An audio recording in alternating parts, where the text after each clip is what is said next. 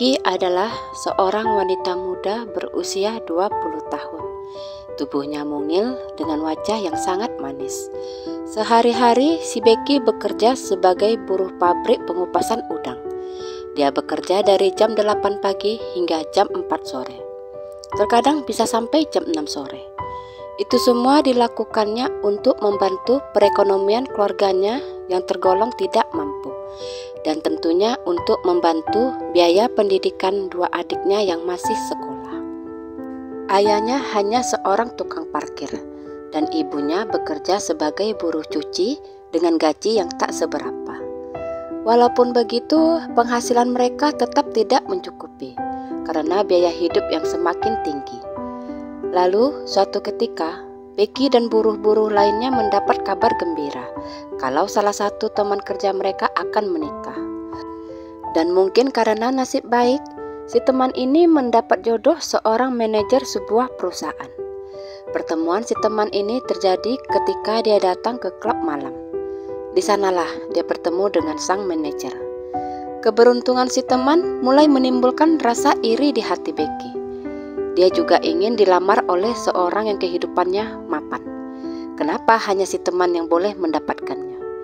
Ketika pertemuan terakhir itulah Becky menanyakan klub mana yang didatangi si teman. Si teman pun memberitahu klub malam tersebut berada di mana. Tapi si teman menyarankan Becky untuk tidak ke sana. Tempat tersebut tidak aman, apalagi untuk gadis sepolos Becky. Si teman juga mengatakan kalau di sana banyak berkumpul wanita kupu-kupu. Tapi Becky yang di benaknya sudah dibayang-bayangin akan mendapatkan uang lebih, tidak mempedulikan ucapan temannya tersebut. Dia mulai lelah hidup susah. Dia capek tidak bisa makan enak. Bahkan untuk bisa makan 2 kali sehari pun sulit. Dia benar-benar bosan dengan keadaannya saat ini. Dia ingin kehidupan yang lebih baik lagi, apapun itu caranya. Dengan tidak mengindahkan ucapan si teman, si Becky pun nekat mendatangi klub malam tersebut. Di sana ramai oleh segerombolan orang-orang yang menikmati alunan musik yang dimainkan oleh seorang DJ wanita yang sangat seksi. Penampilan Becky tentu saja timpang dengan wanita-wanita yang mengunjungi tempat itu, di mana mereka rata-rata berpakaian sangat minim. Tiba-tiba ada seseorang yang menepuk pundak Becky. Saat Becky menoleh, seorang pria bertubuh tinggi besar sudah berdiri di hadapannya. "Mau ngapain kamu di sini?" tanyanya dengan suara berat. Si Becky ditanya begitu cuman bisa diam. Lagi-lagi si pria bertanya sekali lagi. Si Becky dengan ragu-ragu menjawab, "Saya mau kerjaan dengan gaji tinggi." Si pria tersenyum sinis. Matanya mulai menjelajahi Becky dari ujung rambut hingga ke ujung kaki.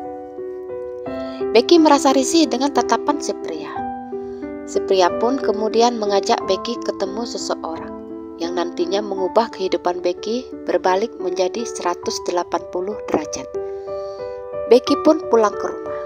Sesampainya di rumah, dia menyampaikan kepada orang tuanya kalau ia akan merantau keluar kota. Ia mengatakan kalau ia mendapatkan pekerjaan yang jauh lebih baik yang diharapkannya mampu mengubah perekonomian keluarganya. Orang tuanya tidak setuju. Mereka tidak siap harus berpisah dengan anak sulungnya tersebut. Apalagi si Becky ini anak perempuan mereka satu-satunya. Mereka takut Becky kenapa-kenapa di luar sana. Tapi Becky meyakinkan orang tuanya kalau ia akan baik-baik saja. Karena Becky ngotot, orang tuanya pun menyerah. Orang tuanya hanya berpesan supaya Becky pandai-pandai menjaga diri, yang diiyakan Becky dengan senyum tipis. Besoknya, berangkatlah Becky diiringi isak tangis ibunya. 2 adik laki-lakinya pun ikut menangis. Hanya si ayah yang berusaha tegar, menahan air mata yang hampir jatuh. Dan sejak saat itu, mereka pun tidak melihat Becky lagi. Udah 8 bulan Becky tidak pulang-pulang. Orang tuanya cemas. Walaupun Becky secara rutin mengirimkan uang bulanan yang jumlahnya lumayan, tapi itu tidak cukup buat orang tuanya. Bagi mereka, melihat anak mereka pulang itu jauh lebih penting. Maunya orang tuanya, walaupun jarang ketemu, ya setidaknya mereka berharap Becky maulah pulang setidaknya sebulan sekali. Tapi tiap kali Becky menelpon dan orang tuanya memintanya pulang, Becky selalu beralasan sedang sibuk dan belum bisa pulang.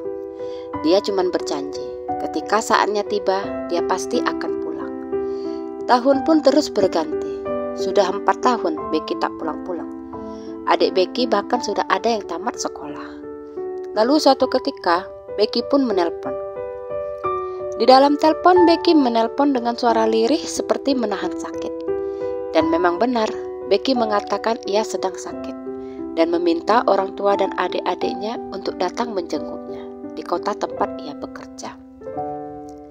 Saat ditanya sakit apa, Becky tidak mau memberitahu. Dia akan memberitahunya ketika mereka bertemu nantinya. Lalu, Becky pun menutup telepon. Keesokan harinya, orang tuanya pun datang ke kota yang dimaksud. Mereka dijemput oleh teman kerjanya si Becky. Mereka pun dibawa ke sebuah rumah kos-kosan kecil, di mana Becky terbaring lemah di dalamnya. Orang tuanya yang melihat kondisi anaknya seperti itu, tentu saja menangis histeris. Karena di saat itu kondisi Becky sangat mengenaskan. Tubuhnya kurus, wajah pucat, dan tercium aroma tidak sedap dari tubuhnya. Rupanya selama ini Becky bekerja sebagai wanita kupu-kupu. Dia melakukan itu untuk mengangkat perekonomian keluarganya. Dia tidak ingin adik-adiknya merasa kekurangan seperti dirinya. Sebenarnya dari segi pekerjaan tidak ada masalah. Sang mami mucikari memperlakukannya dengan baik. Si mami juga tidak pernah melarang Becky kalau ingin pulang kampung. Dan ia pun mempersilahkan Becky untuk berhenti kapanpun ia mau.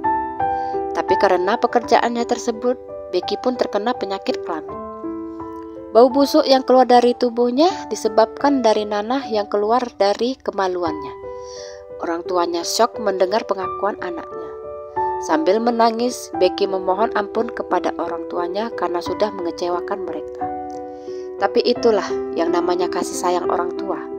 Mereka tidak mendengarkan permintaan maaf dari si Becky. Yang mereka lakukan adalah langsung membawa Becky ke rumah sakit terdekat untuk mengobati penyakit anaknya. Kabar terakhir dari keluarga Becky, mereka memutuskan pindah ke kota tempat Becky bekerja. Karena apa? Mungkin karena nasib baik saat orang tua Becky mengantar Becky ke rumah sakit. Saat itu rumah sakit tersebut membutuhkan tenaga cleaning service yang langsung diembat oleh si ayah. Si ayah mengusulkan dirinya untuk posisi tersebut. Dan karena bantuan dokter yang menangani si Becky, si ayah pun berhasil mendapatkan pekerjaan tersebut. Si ibu juga sedikit demi sedikit berhasil mengumpulkan uang, lalu membuka warung kelontong kecil-kecilan. Lumayanlah untuk menambah pendapatan mereka. Rupanya orang tua Becky malu kalau harus kembali ke kampung. Mereka malu, bagaimana seandainya orang sekampung tahu masa lalu kelam anak gadisnya. Jadi lebih baik mereka menyingkir dan memulai kehidupan mereka dari awal lagi. Becky juga pamit ke mami mucikari. Dia memutuskan berhenti dengan alasan trauma kalau nantinya terkena penyakit kelamin lagi yang disetujui oleh si mami. Selepas berhenti, Becky mencari kerja. Ia pun berhasil mendapatkannya.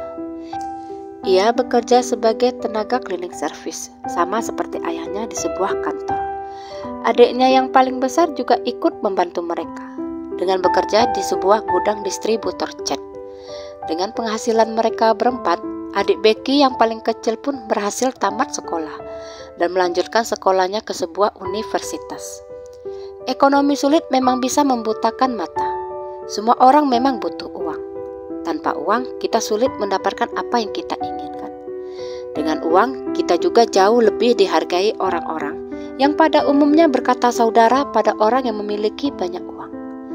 Tapi apakah hanya demi alasan memperbaiki ekonomi keluarga, terus harus menghancurkan diri sendiri? Jawaban saya serahkan ke Anda semua. Sekian kisah saya kali ini, sampai jumpa di kisah selanjutnya.